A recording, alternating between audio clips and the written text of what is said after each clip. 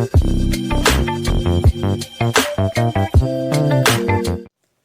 guys, I'm your educator Shulagna Ghoto, and from today I'm starting the chapter Molecular Biology. And firstly, I'm gonna brief you about the topic DNA replication. Okay, so let's start.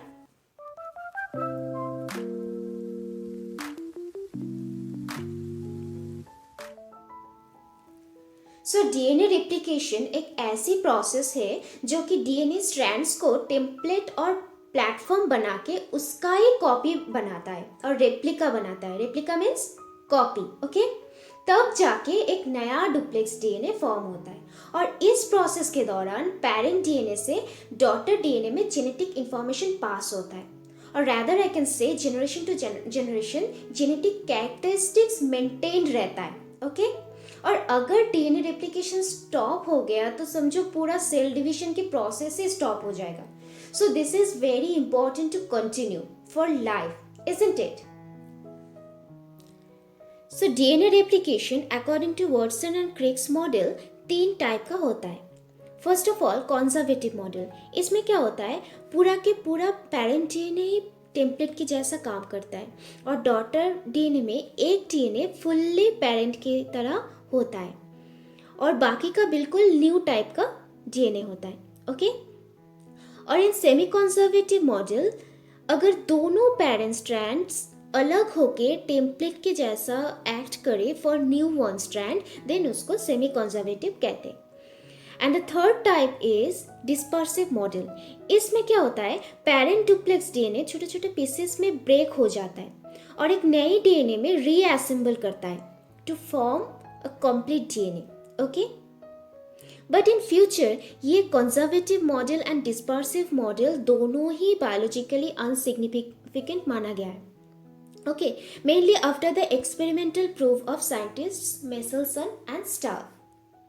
अब इस बारे में in the year 1958 scientist Meselson and Stahl ने E coli के ऊपर एक experiment करके ये प्रूव कर दिए थे कि DNA replication semi conservative type के ही होता है.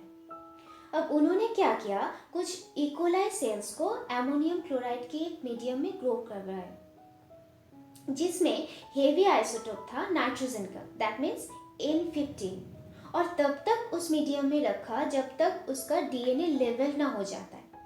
और फिर उन्होंने वो सब सेल्स को नाइट्रोजन के लाइट आइसोटोप वाला मीडियम में ट्रांसफर कर दी, दैट मीन्स N14 में. ओके, और बार बार उसको वहाँ से उठा के CH के एक इक्विलिब्रियम डेंसिटी ग्रेडियंट सेंट्रीफ्यूगेशन में एनालाइज करने लगे. तब उन्होंने देखा कि इस टेक्निक से 3 तरह की ब्रांड्स अलग अलग हो गए, like heavy, light and heavy light, or I can say hybrid types का DNA duplex. और 2-3 जनरेशन के बाद उन्होंने देखा कि most of the DNA light बन गया और जो बचा था वो हाइब्रिड टाइप का डीएनए हो गया, पर हेवी डीएनए चेन अब नहीं रहा.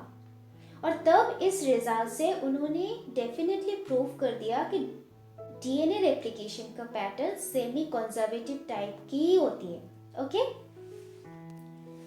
नाउ डीएनए रेप्लिकेशन जानने के लिए कुछ पॉइंट्स बहुत ही इंपॉर्टेंट है, like replicon. So scientist Ross Inman and his colleagues ने डीनेचुरेशन मैपिंग टेक्निक के दौरान ये प्रूव कर दिए थे कि डीएनए रेप्लिकेशन एक पर्टिकुलर साइट से ही स्टार्ट होता है जिसको ओरिजिन ऑफ रेप्लिकेशन भी बोलता है, और वो स्टार्ट होके यूनिडायरेक्शनली और बाई डायरेक्शनली प्रोसीड कर सकता है इसके एंड पॉइंट और टर्मिनेशन साइट तक, जिसको रेप्लिकॉन कहते हैं, और a unit of replication I can से, right. So generally eukaryotic cells का एक ही क्रोमोसोम में मल्टीपल रेप्लिकॉन हो सकता है, इसलिए इनको मल्टी रेप्लिकॉनिक भी बोलता है. ओके, अब बायडायरेक्शनल रेप्लिकेशन में अगर डीएनए सर्कुलर होगा तो थीटा शेपेड स्ट्रक्चर दिखाई देता है. ओके, और लीनियर डीएनए होगा तो आई शेपेड स्ट्रक्चर दिखाई देता है, like this. Okay, so prokaryotic cell में जनरली सर्कुलर डीएनए रहता है और यूकैरियोटिक सेल में यूजुअली लीनियर डीएनए दिखाई देता है।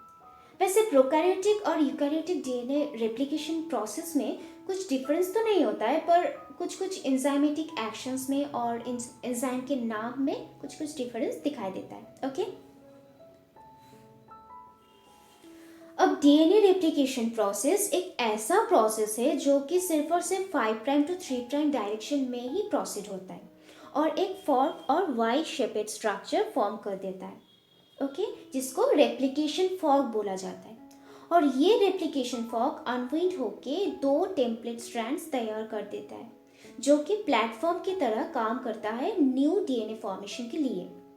और I can say those new are leading and lagging strands. अब ये लीडिंग स्ट्रैंड क्या होता है? इस इमेज में आप देख सकते हो कि 5 प्राइम टू 3 प्राइम डायरेक्शन में जो स्ट्रैंड कॉन्टिन्यूसली सिंथेसाइज हो रहा है उसको लीडिंग स्ट्रैंड बोला जाता है, और उसके बैकवर्ड डायरेक्शन में और ऑपोजिट डायरेक्शन में जो डिसकंटिन्यूअस स्ट्रैंड फॉर्मेशन होता जा रहा है उसको हम लैगिंग स्ट्रैंड और ओकाज़की फ्रैगमेंट बोलते हैं। पर वो भी 5 प्राइम टू 3 प्राइम डायरेक्शन में ही प्रोसीड होता है। क्लियर? अब मैं पहले prokaryotic replication mainly in E coli के बारे में पढ़ाऊंगी, बाद में यूकैरियोटिक रेप्लिकेशन पे भी वीडियो बनाऊंगी, ठीक है? So let's start. So before starting हम प्रोकैरियोटिक रेप्लिकेशन के मेन कुछ एंजाइम्स और प्रोटीन्स के बारे में जानेंगे। Okay, so first of all DNA A protein, ये रेप्लिकेशन को स्टार्ट करता है from the oriC, that means E coli की ओरिजिन ऑफ रेप्लिकेशन को ओरिसी बोला जाता है, जिसमें 245 बेस पेयर्स रहते हैं। तो डीएनए ए क्या करता है? मल्टीपल कॉपीज ऑफ डीएनए ए, आप इस पिक्चर में भी देख सकते हो, ये ग्रीन कलर का पोर्शन डीएनए ए है, ये 5 9 मार्स के साथ बाइंड करता है। अब ये 9 मार्स क्यों है? अब यहाँ देख सकते हो कि ये 9 बेस पेयर सीक्वेंस है, ये ब्लू कलर की पोर्शन, ओके, और ये नंबर में 5 होता है, इसलिए इसको 5 9 मार्स कहते हैं। 2 यहाँ 4 दिखाया गया। एनीवे, फिर क्या होता है? आफ्टर बाइंडिंग ये रेड कलर की पोर्शन जो कि 13 बेस पेयर्ड होता है, इसलिए इसको 13 मर कहते हैं, ये 80 न्यूक्लियोटाइड रिच्ड होता है, क्योंकि ए और टी के बीच में वी नो दैट कि हाइड्रोजन बॉन्ड होता है 2 और जी एंड सी के बीच में 3 हाइड्रोजन बॉन्ड होता है, इसलिए ए और टी के बॉन्ड को तोड़ने में कम एनर्जी लगता है ना? तो जब ये बॉन्ड टूट जाता है तब 13 मर मेल्ट हो जाता है और डीनेचर्ड हो जाता है और एक ओपन कॉम्प्लेक्स फॉर्म कर देता है जहां से रेप्लिकेशन स्टार्ट हो जाता है। ठीक है, अब डीएनए बी और हेलिकेज एंजाइम जो कि एक हेक्सामर होता है, ये सिर्फ और सिर्फ लैगिंग स्ट्रैंड में ही बाइंड करता है, आप इस पिक्चर में भी देख सकते हो, और बाइंड करके ये मूव ऑन करता है और ऐसे ही डुप्लेक्स डीएनए को अनवाइंड करते जाता है हाइड्रोजन बॉन्ड को ब्रेक करके। ओके, और इसके लिए इसको एटीपी और डीएनए सी प्रोटीन की ज़रूरत होता है।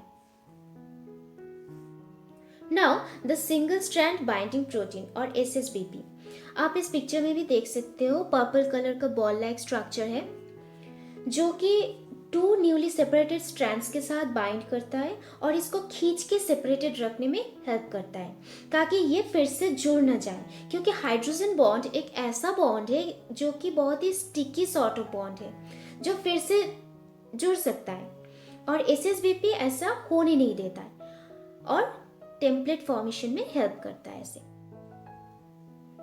अब प्राइमेज और डीएनए जी शॉर्ट आरएनए प्राइमर्स फॉर्म करता है और तभी जाके डीएनए पॉलीमरेज अपना काम शुरू कर सकता है, अदरवाइज डीएनए पॉलीमरेज अपना काम शुरू नहीं कर पाता है और ये हेलिकेज के साथ बाइंड होके प्राइमोसोम कॉम्प्लेक्स भी फॉर्म करता है। एज इन दिस पिक्चर ये डीएनए प्राइमेज है और ये छोटा छोटा ऐसे आरएनए प्राइमर फॉर्म कर देता है और तभी ये डीएनए पॉलीमरेज अपना काम कर सकता है। ओके,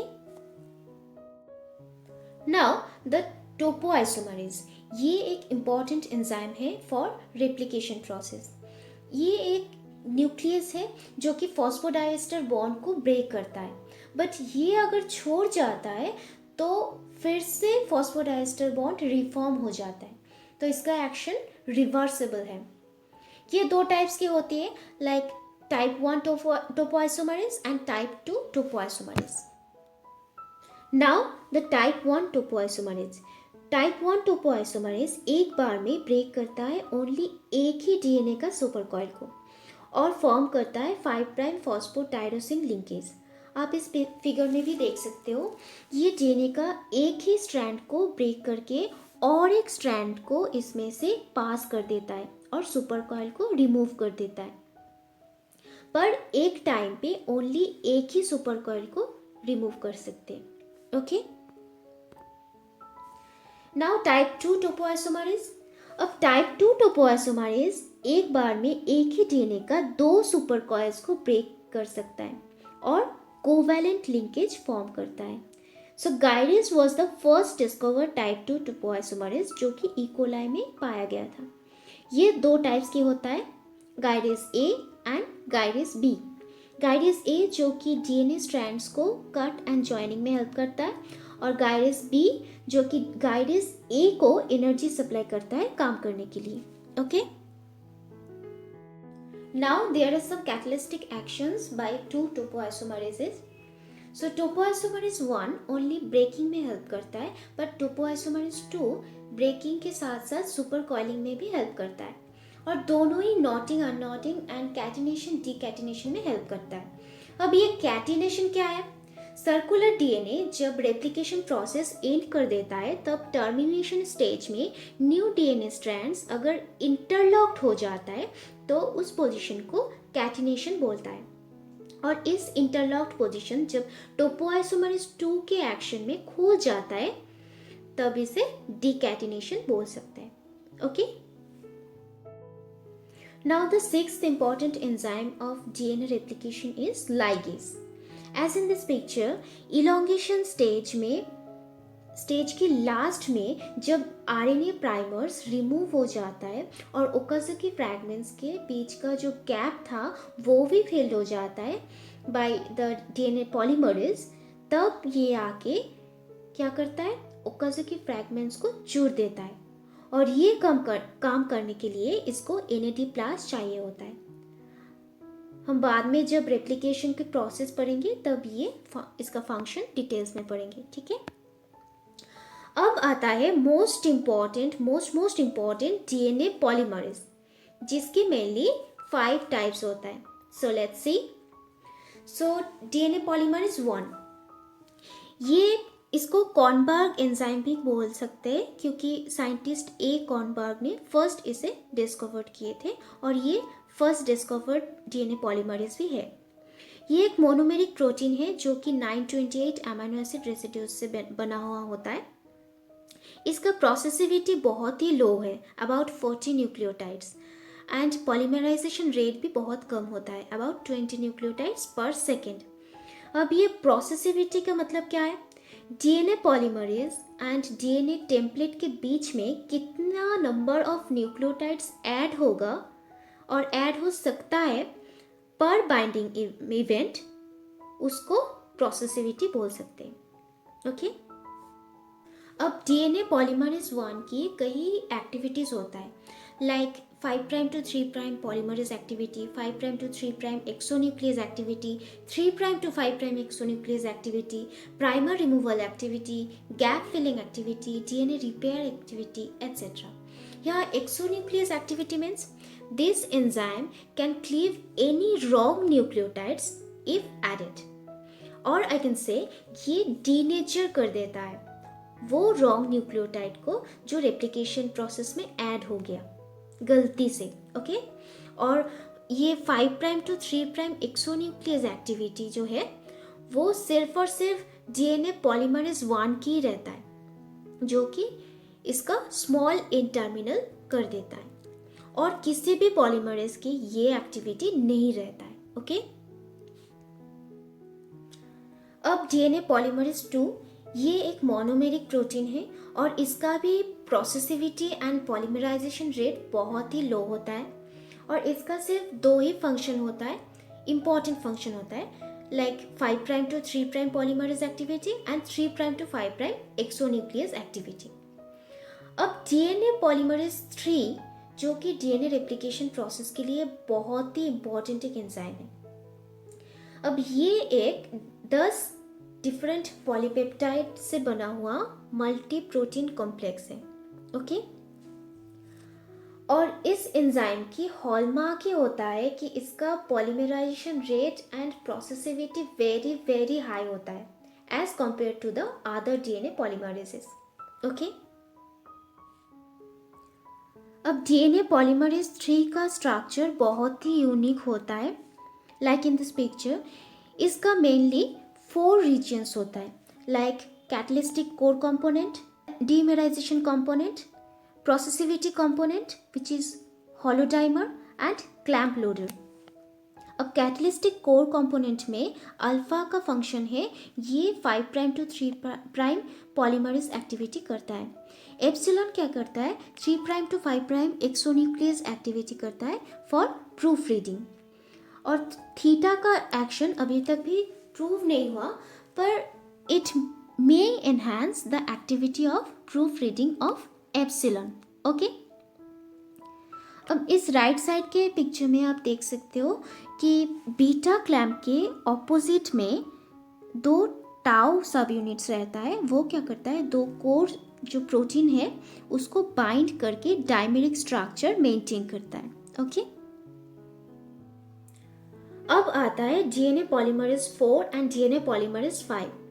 सो डीएनए पॉलीमरेज 4 को हम DIN-B भी कह सकते हैं एंड डीएनए पॉलीमरेज 5 को हम UMU-D2' भी कह सकते हैं. तो ये दोनों ही Y फैमिली के पॉलीमरेज है और इसमें जो है 3 prime to 5 prime exonuclease activity नहीं रहता है. और ये क्या काम करता है, ट्रांसलेशन सिंथेसिस में हेल्प करता है एंड ऑल्सो डीएनए रेप्लिकेशन में भी हेल्प करता है. कौन सी रेप्लिकेशन, डैमेज डीएनए रेप्लिकेशन में हेल्प करता है.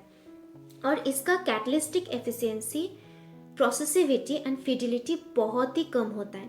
अब ये फिडिलिटी क्या होता है, डीएनए पॉलीमरेज के proof reading and mismatch repair system को फिडिलिटी बोल सकते हैं, जो कि एक स्पीसीज की जीनोम स्टेबिलिटी को डिटरमाइन करता है कि वो जीनोम इवोल्यूशन के दौरान स्टेबल रहेगा और नहीं.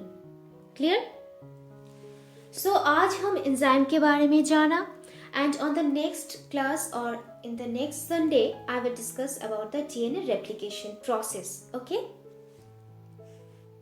So, hope your concept about this topic have been clear after this session. There has provided a link of e-quiz into the description box, so you can score healthy marks and test yourself by those questions. And if you have any doubt or facing any problem during solving those questions, then after scoring you can ask me into the comment section, and also you can reach to us through our mail ID which is into the description box. I'm so much happy to say that in previous lessons I've got your lots of responses and doubts through mail, so don't miss the chance to get a healthy score.